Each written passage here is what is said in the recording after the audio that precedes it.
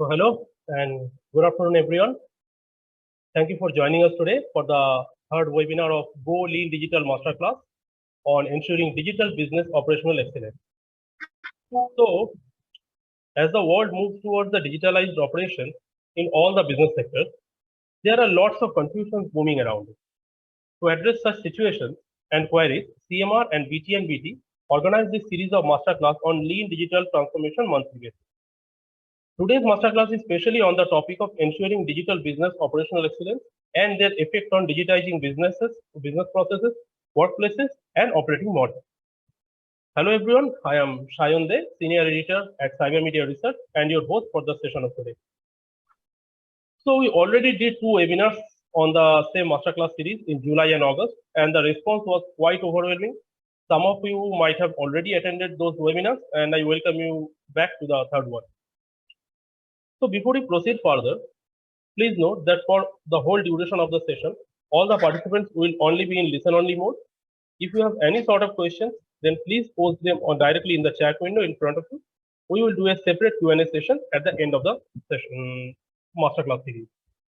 So in the masterclass, we have got a lot of questions last time, but we are, of course, because we are time bound, so we are unable to answer all of them. I am hoping this time we will be able to answer more of the questions or most of the important questions. So to briefly set the context for today's session and discussion, as we all know that pandemic made the digital transformation an immediate need for almost every business sector. But having a sound enterprise digital transformation strategy paints only the half of the picture itself. To complete the picture, organizations must also ensure that their strategy is translated into reality with the maximum operational efficiency. In other words, they must ensure the digital operational excellence, or known as DOX model. This requires more than technology intervention, and achieving DOX excellence can be quite challenging and quite tricky within itself, and it varies for different kind of industries and verticals. So our session today focuses on achieving the lean digital transformation by ensuring digital business operational excellence. We will talk about the effects of the digitizing business processes, workplaces, and operating models. But as we all say, it all looks good, easy on paper, but practically, so many questions have to be answered, so many issues need to be resolved and addressed, and to that way only, it can be finalized that how a positive digital approach can be overtaken. So, to address all the questions on digital business operational excellence and how it can be incorporated in day-to-day business operations, it is my pleasure to introduce you to our expert speaker of today, Mr. V. Srinivasa Rao, Chairman and MD of BTBT. So, team, can you have please Mr. Rao on the center screen? Welcome, Mr. Rao, and thank you for joining us today. Before I hand over the screen to you, allow me to give a brief introduction about you to our attendees. Mr. Rao has 26 years of diverse experience in IT industry and has worked in senior executive positions in Indian IT majors like TCS, Infosys, iGate, Satyam, Tech Mahindra, etc. He is a business leader, he is a renowned speaker, he is an author and a techno-social entrepreneur. He has authored a great book named Lean Digital Thinking, which you can read on Amazon Kindle. He also acts as the Chief Digital Officer, Consultant and Advisor at BTBT. So welcome again, Mr. Rao. Now all the attendees and the screen is over to you. Thank you. Thank you so much, Sam. I think this is the third session which we are doing under the series of Go Lean Digital, right? So today's topic is very interesting also. So we have to make it a little bit, I think, lively session. Let us see how we could do it. So last, I think, 2 sessions we touched upon. So everybody is talking about the 4th industrial revolution, which started 2000.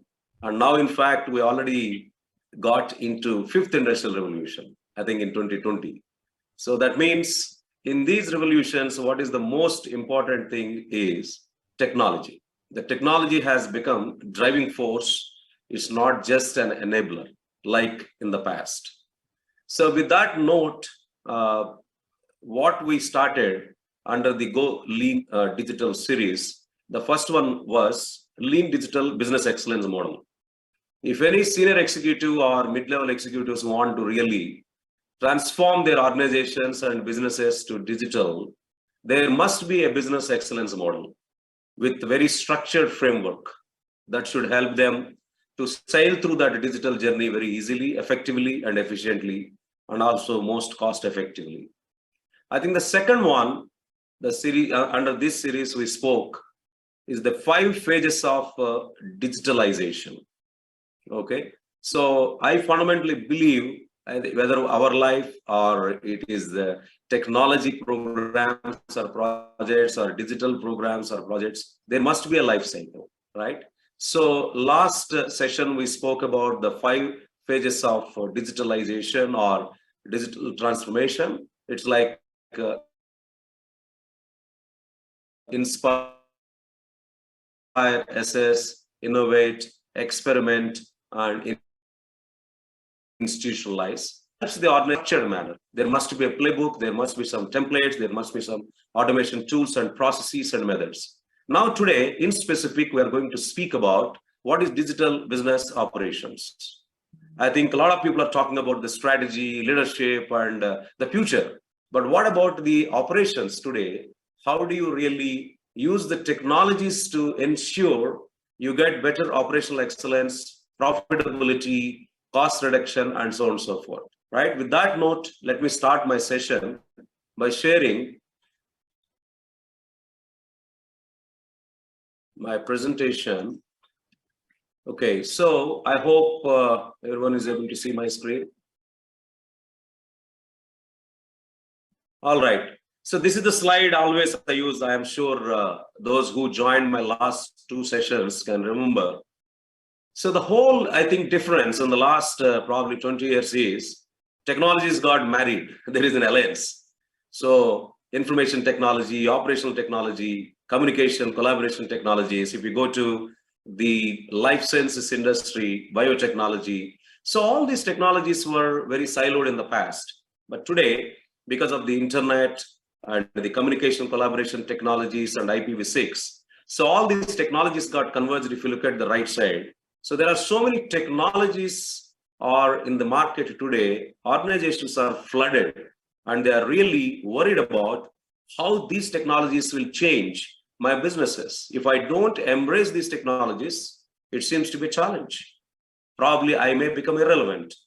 So in this context, why they become irrelevant? Because there are 3 important competition forces working there. So one is GAFAM, Google, Apple, Facebook, Microsoft, Amazon, all these guys, the GAFAM is the digital dragons. They are slowly getting into the conventional industries. And you have the digital lizards, that means the startups. I think if you look at in the fintech or healthcare tech and all, some piece of the conventional businesses they are eating. Now in your line of business, whether you are in the manufacturing or banking or retail, the people who are digital savvy and digitally literate, and the organizations which are in our own industry also becoming a big competition. So when all these 3 competition forces are coming in, if you are not embracing these technologies, I think it's very difficult for the organizations to survive. So with that note, I would like to share, okay, what does it mean if all these technologies are coming together? I think that's where I would like to share. There are 3 C's. This convergence of technologies, I call it as a modern cyber system. When all these technologies got converged, there are so many new capabilities emerged. That's where I spoke in the last session. So I'm not getting into that. So what is the change? What is the shift here? Look at customers. I'm sure you agree with me, because of all this technological convergence, there is a lot of change in the customer's mindset, their expectations, their needs, their tolerance limits, their buying behavior. They don't purchase just by talking to few friends. Today, a lot of information available on the internet and social media, and the customers can voice out their opinion openly in the internet. I think within few hours, they can make or break our brand. That is the situation today. And in most cases, customers are more knowledgeable than your own organization, sales and marketing force. So alarming, right? So in summary, what I'm trying to tell here is these technological innovations and interventions caused you need to experience new type of customers. The digital age customers, their needs, their expectations are entirely different. Unless you prepare to serve such type of customers, it will be difficult for you to be a spoke. The competition is not industry. Each industry is washed away with Samsung and Apple. So you cannot think that the competition is from your own industry. Any technology giant can become a competitor to you if they acquire your industry domain knowledge. Okay, so that's the second important force.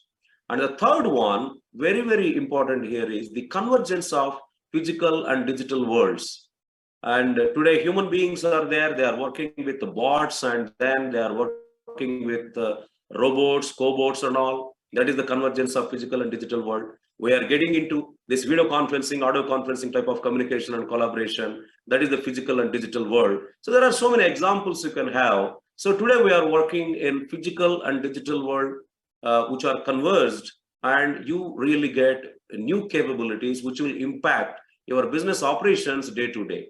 So the fundamental question here is, can you continue with our operations, what you have been doing for the last maybe 2 decades or 3 decades? Are you confident to ensure that you can meet the needs and expectations of the digital age customers? Or can you leapfrog or compete with competition in this era? Or are you able to leverage the new capabilities and power which you get it from the convergence of physical and digital worlds? If your operating model, if your processes, your workplaces are not really geared up to support this, then it will be very challenging. So I'm going to spend some time now how you can really prepare yourself for the digital business operations. So last, I think, session, I spoke about when you talk about digitalization, it's not just simply, I think, some business model or product or services. So I'm just summarizing here. There are 12 areas who have not attended last session. 12 areas of our business, I call it as a business anatomy or organization anatomy. It will get impacted because of this technological convergence or modern cyber system.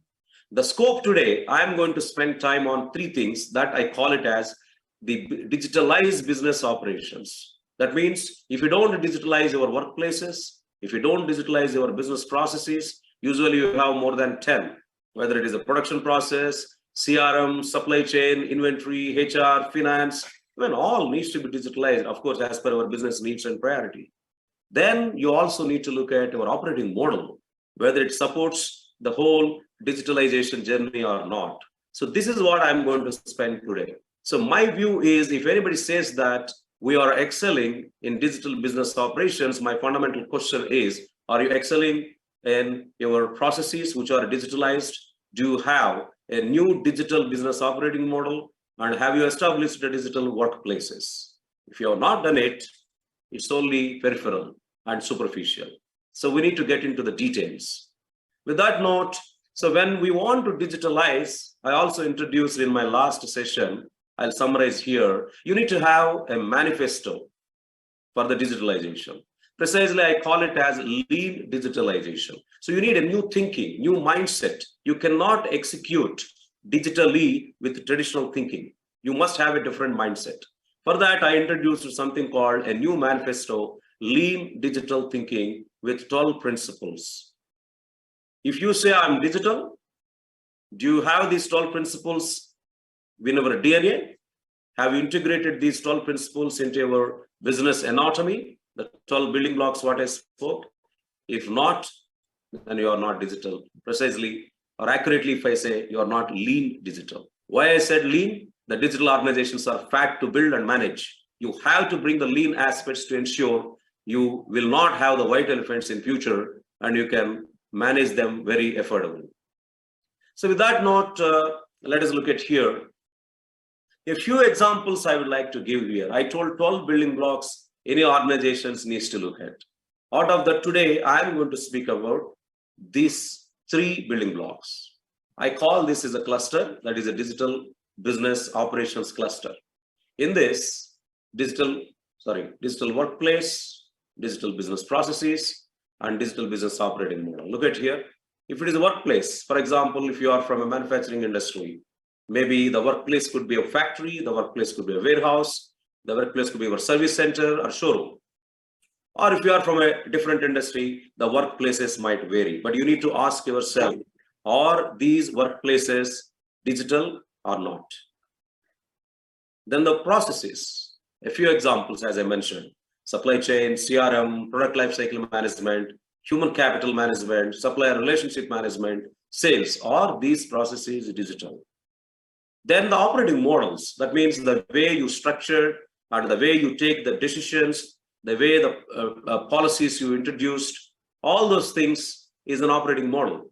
So in that, what is our operating model in the Middle East, or what is our operating model for Proctor's business, which might be different from your car's business? So the operating models needs to be completely re-engineered and digitalized.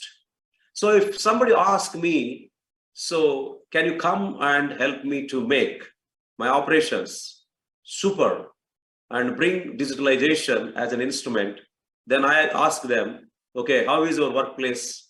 How are your processes, and how is your operating model? Okay. So with that note, let us get into this now. The first component, or I call building block of the workplace, is, so look at here. In general, if you look at the workplaces, there are so many. Office is a workplace, shop floor, stores, underground, underwater, space, service stations, warehouses, farmlands, flights, trains, ships, vehicles, home, whatnot. So there are so many workplaces, and it varies from industry to industry. And some are dangerous and some are very unsafe. So how the digitalization will help you to make them safe, make them less dangerous, and also your productivity, your efficiency, your effectiveness, how we can improve using the digital technologies like IT plus CT plus OT, and by applying the lean digital thinking 12 principles on these workplaces. Okay. Then the second one, if you look at, I define the digital workplace with these components. Okay. So today it's not just a human workforce. I'm sure you agree with me. There is a digital workforce, chatbots, cobots, and then robots, whatnot, right? So virtual assistants, that is all a digital workforce. So I don't call today just human capital.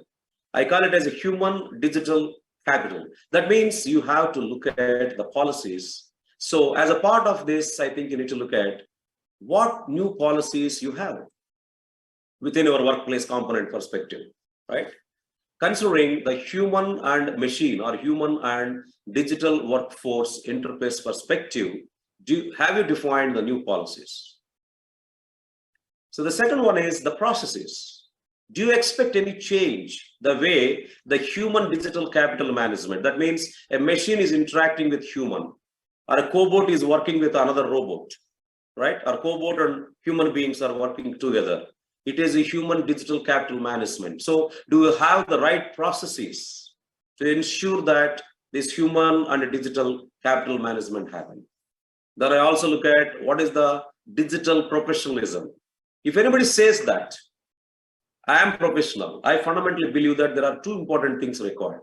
One is the body of knowledge. If you take somebody says that I am a project manager, then there is a body of knowledge for that. That's called project management body of knowledge. If somebody says that I am a business analyst, there is a body of knowledge like that. Here we are talking about the digitalization. So there must be a human machine interface, or human and digital workforce interface body of knowledge, and also the code of conduct. How is this environment the code of conduct? Of course, the code of conduct also needs to be adhered by the digital workforce, maybe automatically, if not as a human being, right? Then the digital dexterity. So how you can acquire multiple digital capabilities at a time.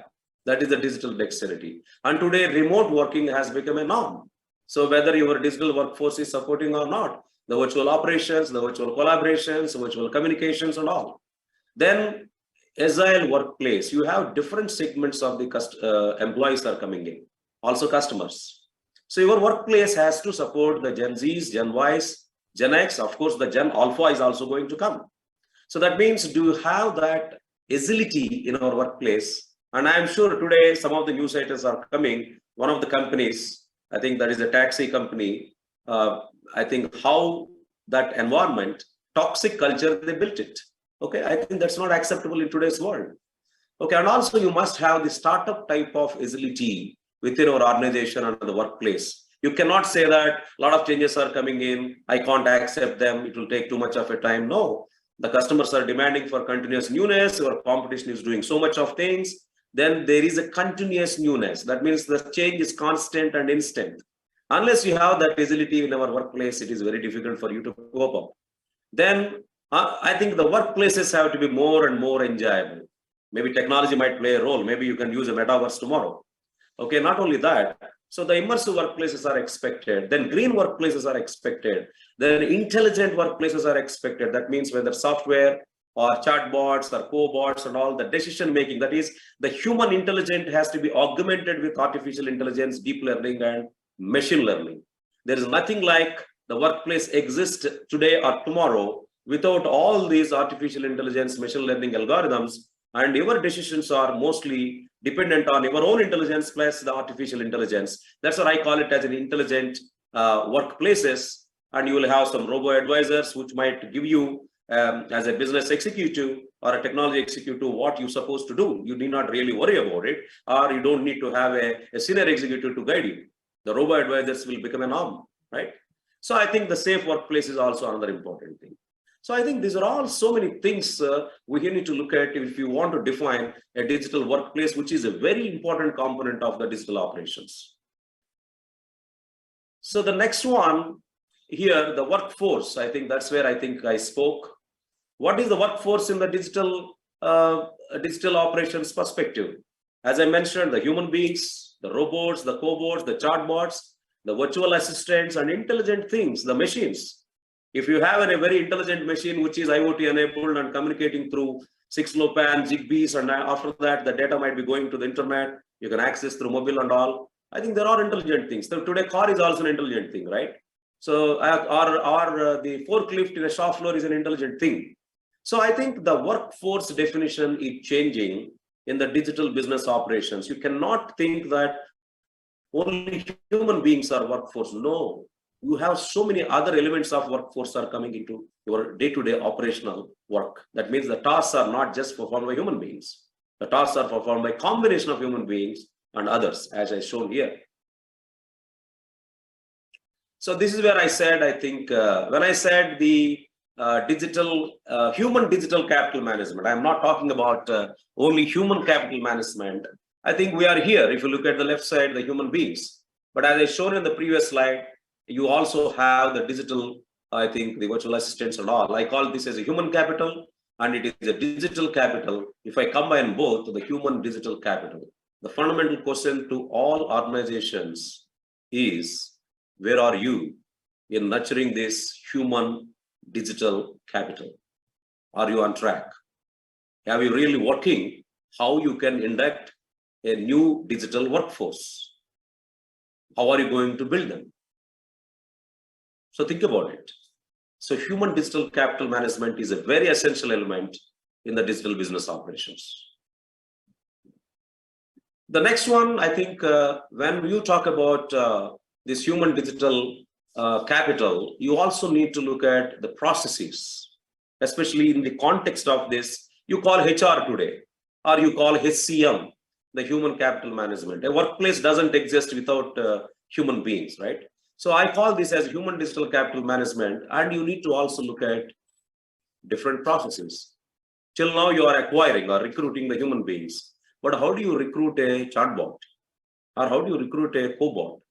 It may not be recruitment, but you may procure it for somebody third party, or you may build it. But are you sure that digital worker able to do the work what you give? Are you able to build them as you require?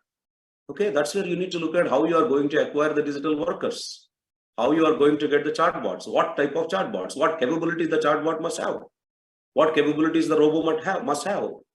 Okay, and what capabilities? I don't want to have any executive assistant. The virtual assistant can do all the job what the executive assistant can do, and that is something like a software, right?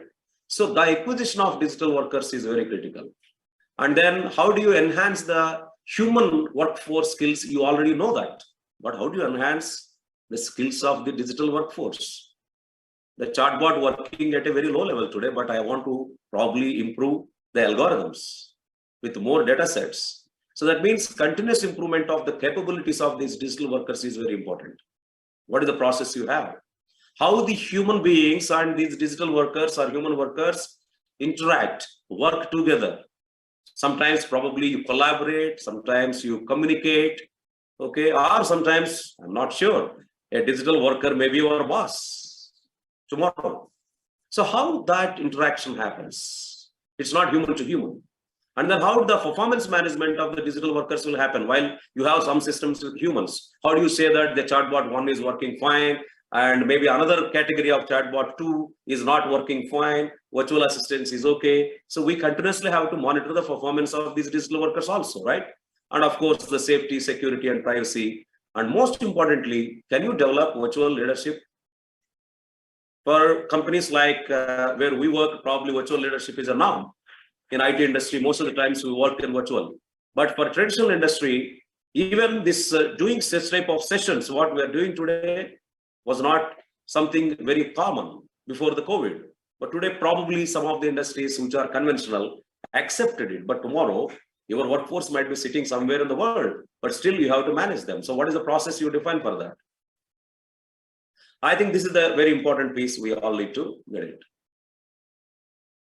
So in summary, I think there is no need to again repeat here. So you need to enhance the humans and digital worker skills, the interactions and their performance, and everything needs to be managed. So as I said, the professionalism we talk, but we also need to understand what is digital professionalism. In the past, we used to say maybe 15 years back, 20 years back also, hey, you need to have some etiquette for telephone conversations. Okay, because when you are having conversation on the telephone, the way you speak and what is the message communicated sometimes may, I think, differ. I mean, the interpretations may be different. So I think there must be a etiquette and there must be some sort of a digital professionalism. For that, there is a code of conduct and a body of knowledge are required so that the digital professionalism can be flourished in each industry and businesses. I think the remote work environment, there is nothing new here, which you have been experiencing in the last couple of years. Without this, there is no digital workplace, right? So how do you ensure that when you are working remotely, what type of work you want to do at office or what type of work you can do outside, whether it is a home or a cafeteria or a Starbucks or cafe day, whatever it is, it doesn't matter. Or what is that infrastructure required to work remotely? What is that workplace looks like when you are working remotely? So are there any something like if you are working from home, so you also want to ensure that your company brand should be there? And how do you set up the workplace? You want to have any digital studio at home based on your type of the work?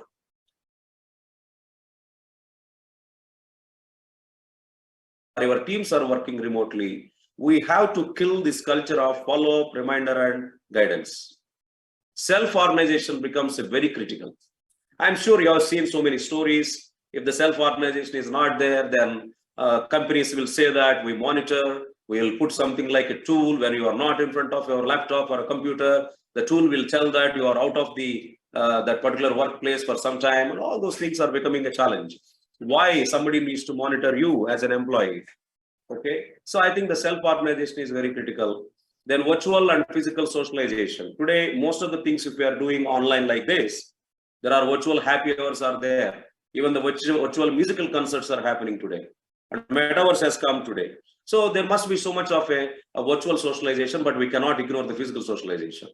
Then employees' fitness improvement and all those things needs to be very critical.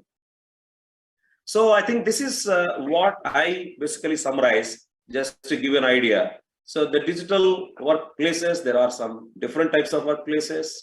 I talk about what are the components of a digital workplace. So here you have different type of workers, digital and human, and you need to build the human digital capital, not just human capital. And you also need to enhance your processes to ensure that human and digital workforces work together and you get what you want every day operations. And then you need to introduce digital professionalism, not just conventional professionalism. So what is that code of conduct and what is that body of knowledge is required for the people to be successful as per their profession? And remote workplaces are very critical for any organization needs to be successful. Okay. Now the next part is business processes. Any business operations without processes are half-boiled. That doesn't make sense, right? Processes is nothing but the list of tasks what we have been doing. Maybe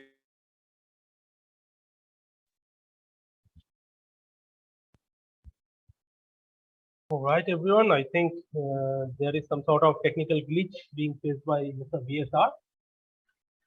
So as he was trying to explain that even if some company is not thinking about going digital right now, in future they might be facing problem due to the new startups which are coming very agile and they will be taking up the new technologies than the traditional one.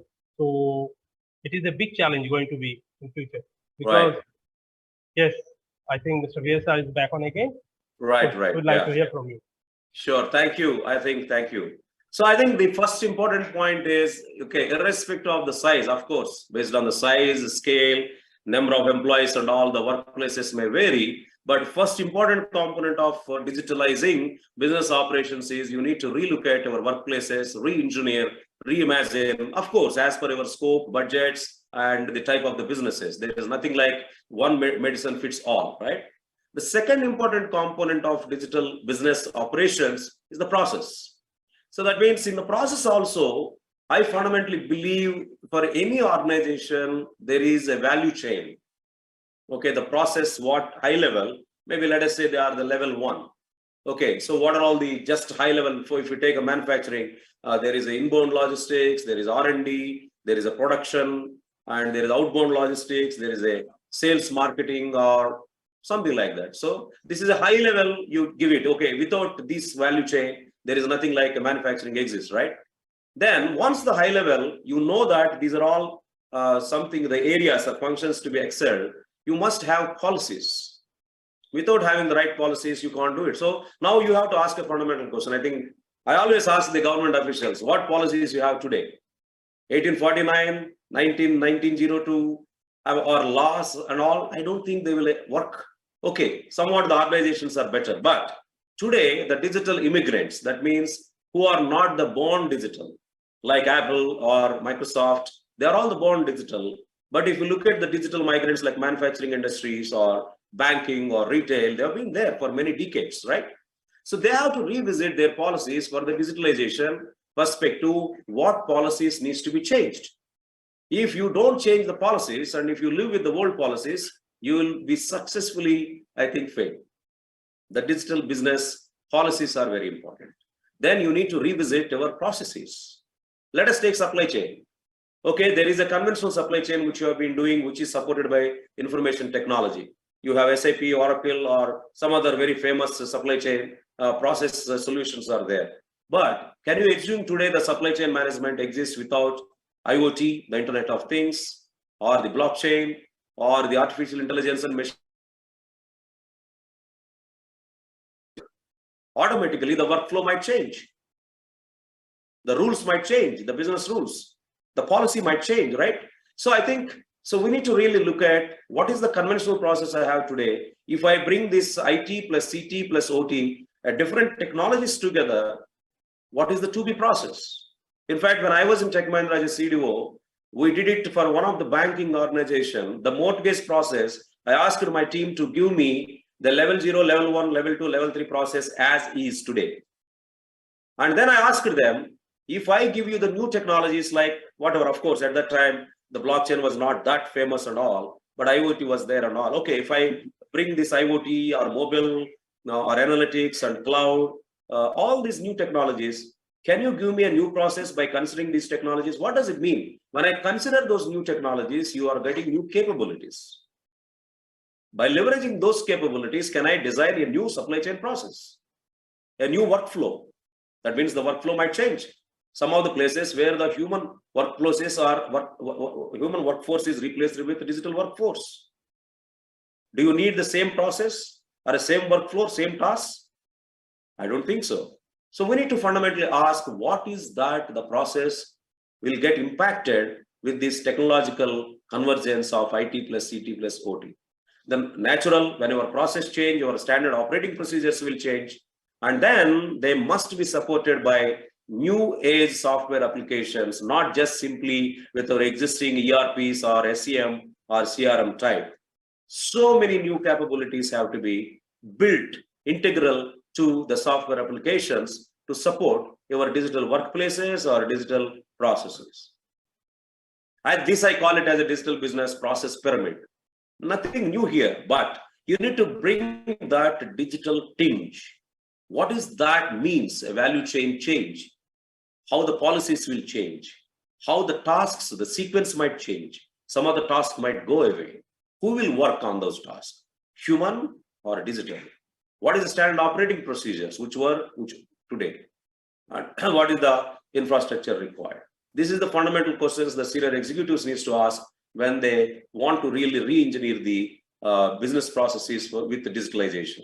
Don't directly go and build the processes and automating and getting some mobile apps, social apps and cloud native apps and all without looking at this digital business process pyramid.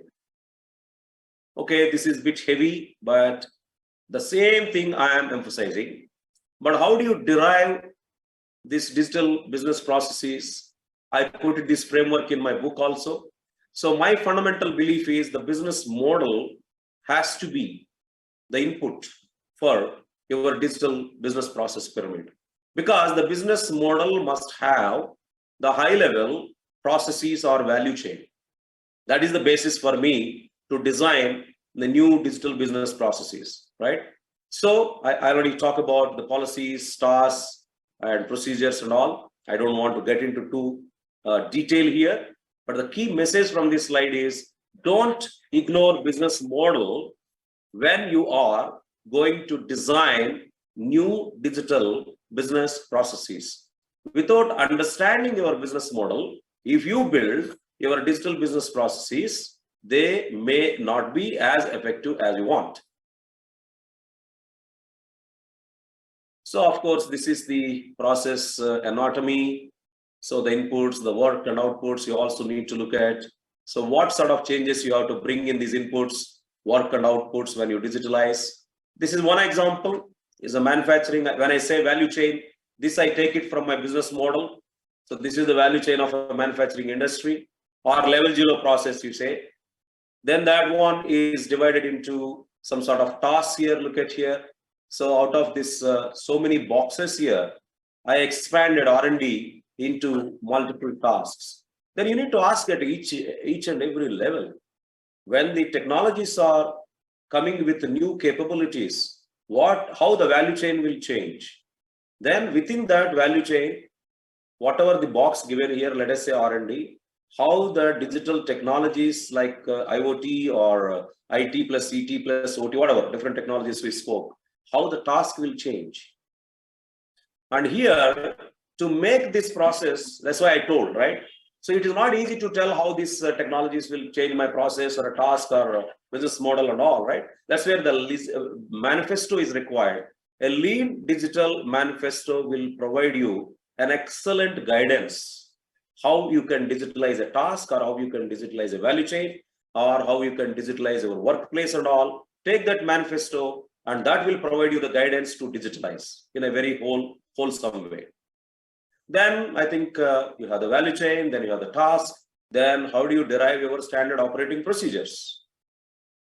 Everything changed, please understand that, because you are getting new capabilities from the digital technologies. So how the standard operating procedures will change? Okay, I think this is what I call it as, so in summary, the value chain, you need to be relook at the whole value chain of your company. Under that, you need to look at within that value chain, each box, how the task will change because of the digitalization and how the standard operating procedures will change because of the digitalization. Without completing this blueprint or a digital business process pyramid, you just go ahead and develop some software applications and invest on huge cloud infrastructures, multi-clouds, hybrid clouds, edge computing, it doesn't help, is my view. You have to have an extraordinary digital business process pyramid in this structured way. Of course, you can prioritize. I'm not saying that you will do everything. So you need to first have this blueprint and then start your technological journey, then you get better value. I'm sure you agree with me, 75% of the digital transformation programs are failed today. We can discuss that as a separate session. The last part of the operating model, operations, is the digital business operating model. I spoke about the workplace, I spoke about the process. Then operating models have to change, but there is a lot of confusion and ambiguity. At least I think when I was working also, what is this operating model? What is this business model? How it is different? What is this process? I think we need to have clarity. I mean, I have given a detailed explanation about this in my book. In fact, not only this, the workplace, the process, and business operating model and all.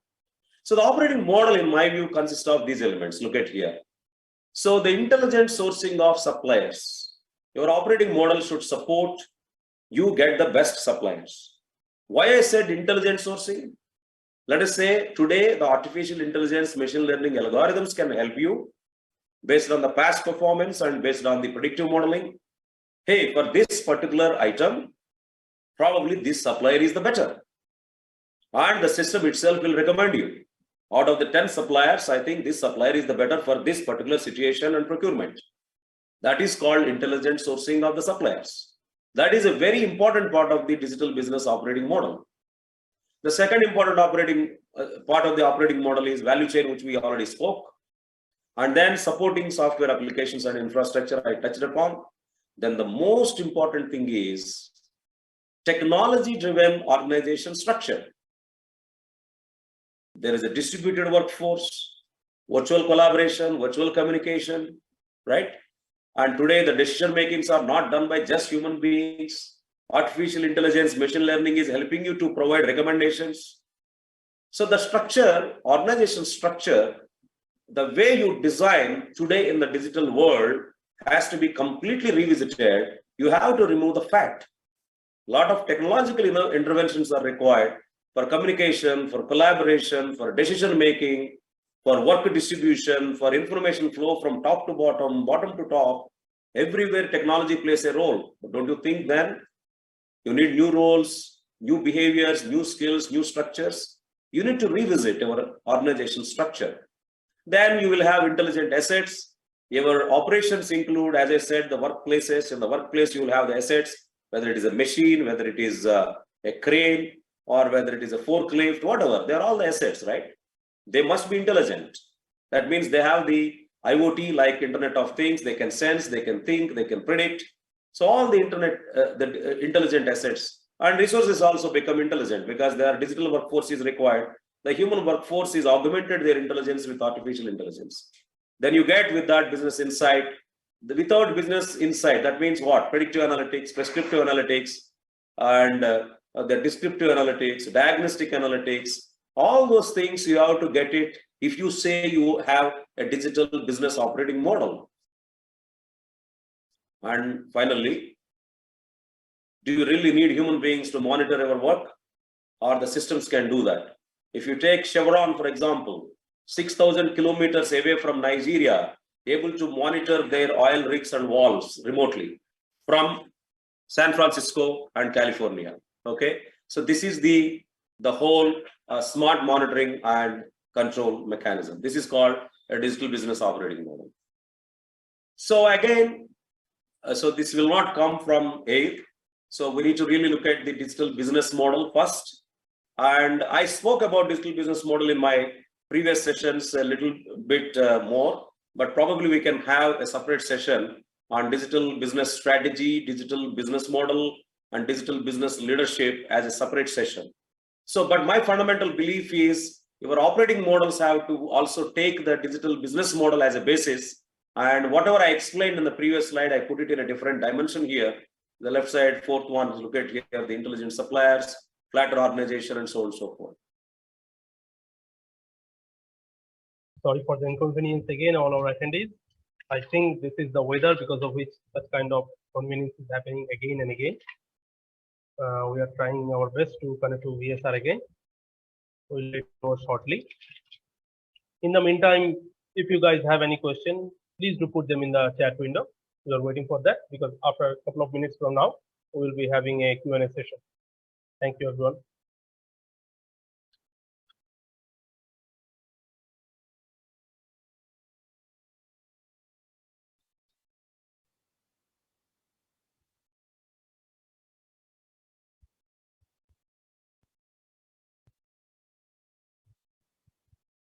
All right, Mr. So welcome back again.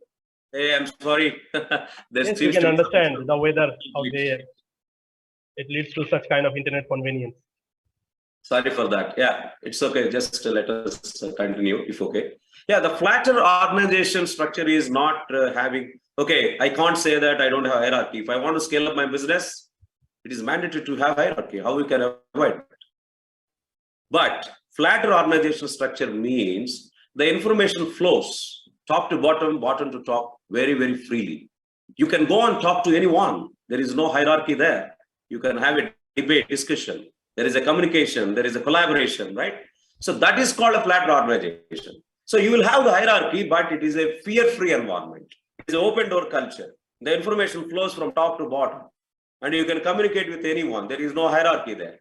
I think that type of structure is required in the digital environment, especially when you are getting the Gen Zs and Gen Alphas in the future.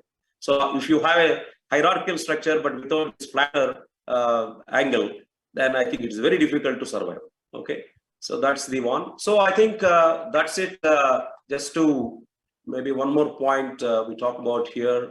So streamline the select suppliers and partners, execute day-to-day tasks as per the value chain, and so on and so forth. So this is about the operating model. So just to summarize, the operating model is very, very important for any organization. Look at here, intelligent sourcing of the suppliers, and you need to digitalize the value chain, and you must have the flatter technology-driven organization. You need to have the intelligent assets and digital workers, and you need to have the descriptive analytics, diagnostic analytics, predictive analytics, prescriptive analytics. Tomorrow there is a autonomous analytics. You don't need to intervene also. Automatically the system will implement the action. It will take the decision and implement. That is an autonomous analytics. So that is a part of the digital business operating model. So I must be able to remotely monitor and control, whether it is a generator, whether it is a car, whether it is the equipment, it doesn't matter. So without that smart and remote monitoring and control, it's not digital business operation. So in summary, so what I would like to emphasize here is you need to digitalize the workplaces. You need to digitalize the business processes. That includes the process pyramid. And you need to digitalize the operating model, which is very, very complex. And changing that is not easy from the traditional to digital. So unless you digitalize these three important building blocks, like workplace, process, and operating model, you are not a completely digital organization, operational perspective. So to support these three things, the workplaces, processes, and the last one is the operating model, you have to change your organization, especially the technology organization. You have to move from information technology to the modern cyber system or a digital technology. That means it is beyond IT. Information technology, operational technology, biotechnology, then communication technologies, collaboration technologies. That means your technology landscape itself changed. I call it as a modern cyber system. Then every layer changes. Your strategy, your governance, your type of applications. Look at there. You used to have only systems of records in the past in our organization, like process automations. But today it's not just process automations. You need to take care of the emotions of the people, systems of engagement, and systems of things like chatbot, like your robots or cobots or the machines and equipment intelligence. The systems of intelligence, which I already spoke about, the prescriptive, predictive, and autonomous analytics and all. these different categories of software applications are required today. It's not just simply one category, and these are all very complex. And you must have a supporting cloud infrastructure to ensure you have the digital business operating models, digital business processes, and digital workplaces. This is probably my understanding of trend.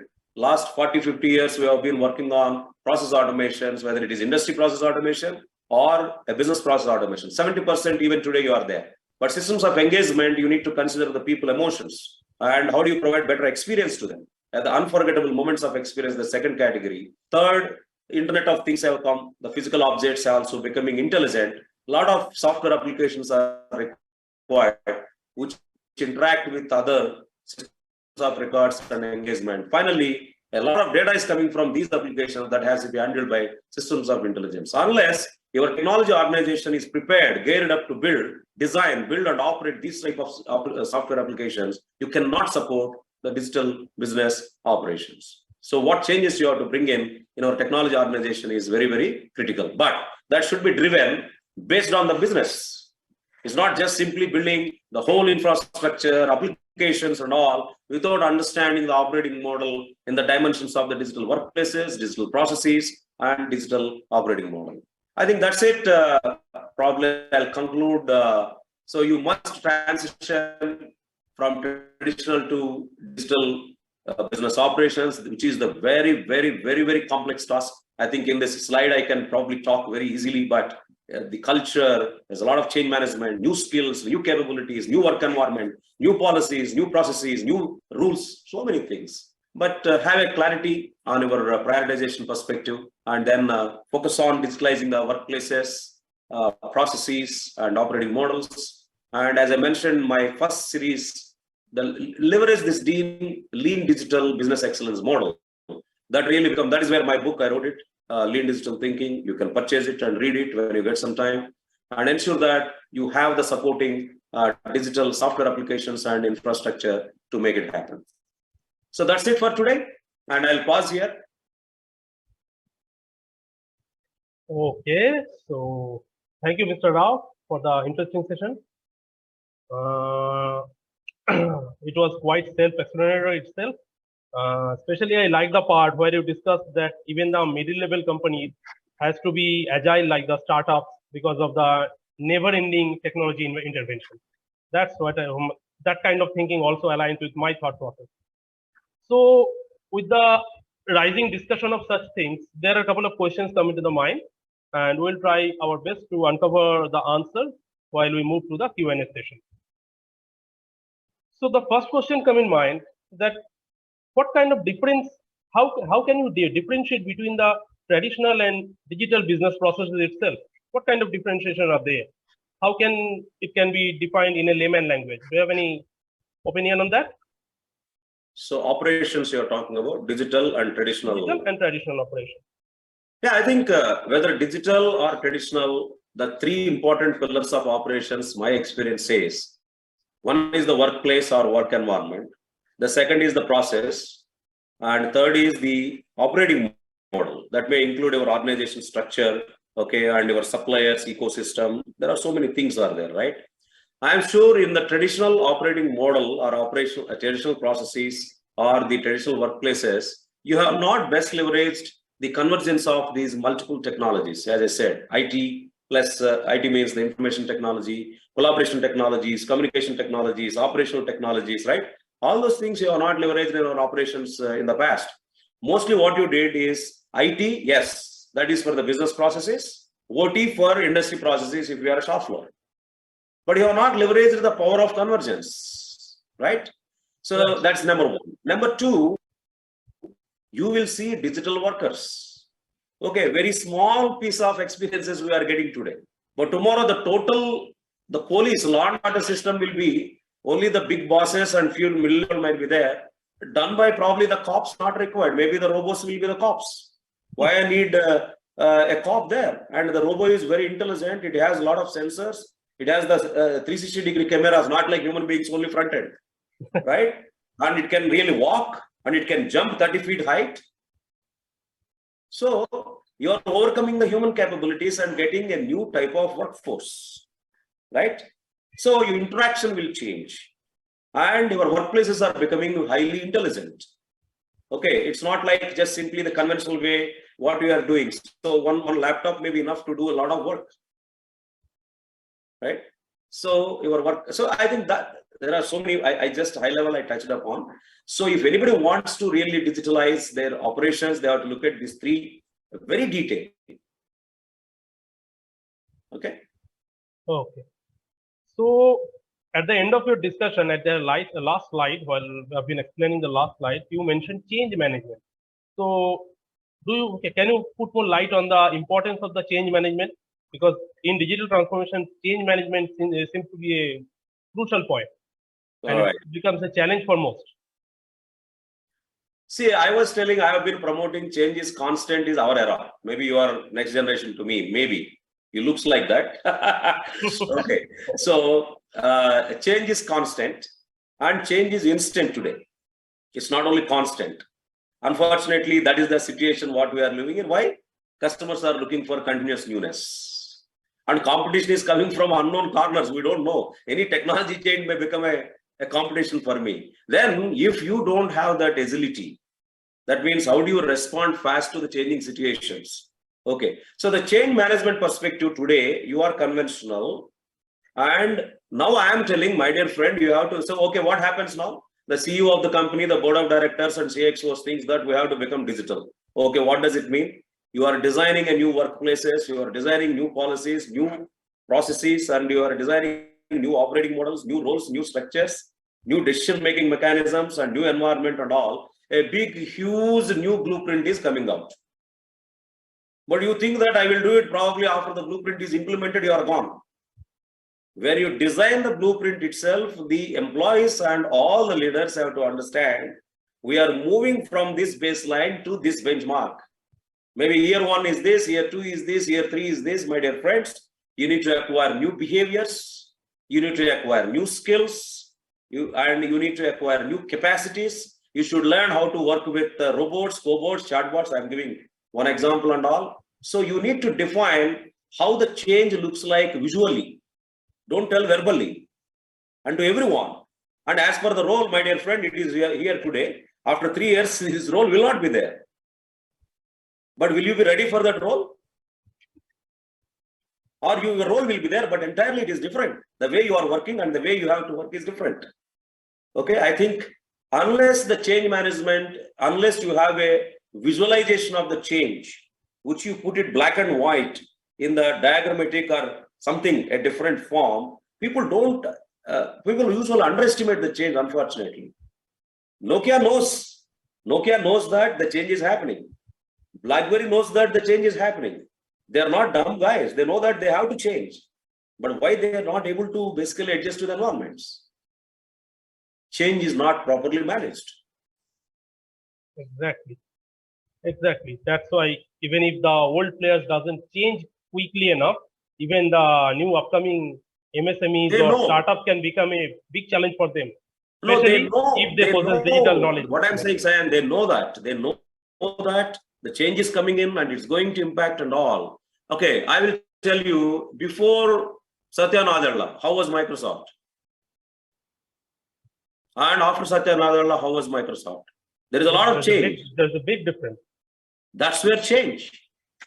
Exactly. Right? They survived. Otherwise, they could have gone. Exactly. Even a small policy will impact our progress. Exactly. Explained quite well. So one of our attendees, Mr. Ganesh Joshi, is asking how to identify the digital maturity of an organization. Very good question. That's where I think I'm working with my friend Thomas. So we are going to introduce something called Lean Digital Quotient Finder. It is, I can proudly say, our Honorable Prime Minister saying made in India. So it is a made in India digital business excellence model and a framework. There are almost 630 practices like ISO 9000 or any other global standard is there. So this standard is translated to a software tool. And we will, for example, if somebody asks, hey, can you assess the maturity of my supply chain management process? Yes, I will assess. I will give you what are all the digital strengths of your supply chain management process. what are the weaknesses, and what is the better digitalization path to move from here to here, and what is the business case, how much it will cost. All those things we are going to introduce in the next couple of months. So the lean digital quotient is the way you can find the maturity. Exactly. Okay, so with this, we come to the end of today's interactive session. I hope all our attendees found it very useful. If there are any more questions, or if anyone of you want to have an one-to-one interaction with our expert speaker, Mr. VSR, then please feel free to mail me those queries, or if you have any sort of questions to me. You can find my email ID on the chat window. Please put my email ID on the chat window, team. So thank you, Mr. Rao, again, for sparing your valuable time with us. And thanks to all our attendees for joining us today, even it is a weekday. I do hope you found it useful. Before you leave, we request you to fill up the feedback form. This time, I would like to know about which topic you are interested in and related to which topic of the digital transformation you would like to attend more detailed workshops on. We have mentioned various areas in the feedback form already, so do fill it up and let us know about the interest you have. Yeah. And warm thank you to everyone again for sparing your valuable time with us. Stay safe, everyone. Stay healthy, and wish everyone, all of you, a very happy Diwali in advance. Happy Diwali. Goodbye for now. Thank you. Bye-bye. Bye-bye.